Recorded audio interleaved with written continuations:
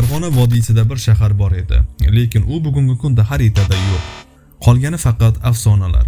Ammo tadqiqotchilar, tarixchilar va mahalliy qishloq ahli bu shaharning aslida mavjud bo'lganini da'vo qiladi. Sizni g'oyib bo'lgan shahar sirlariga olib boramiz. Qani ketdik. Bu shahar miloddan avvalgi milodiy davrlarda aholi markazi bo'lgan. Ba'zi arxeologlar aytishicha, bu savdo yo'llari bo'yicha rivojlangan. Shuningdek, o'zining noyob me'morchiligi bilan mashhur bo'lgan. Ammo taxminan 300 yil oldin bu shahar birdan yo'q bo'lib, odamlar nima uchun ketganini ham hech kim bilmaydi.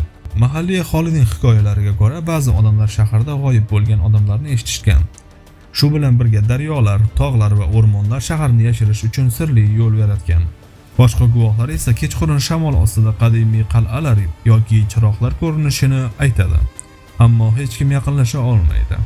Olimlar va arxeologlar bu shaharni topish uchun yer osti tekshiruvlari va dronlar yordamida qidiruv olib borgan. Ba'zi joylarda qadimiy devorlar va toshlar topilgan, lekin to'liq shahar topilmagan. Ba'zi mutaxassislar buni tabiatning sehrli himoyasi deb ataydi. Shahar tabiiy ravishda yashiringan. Nima uchun shahar g'oyib bo'ldi? Ba'zi tarixchilar suv toshqini, epidemiyalar, janglar deb taxmin qiladi.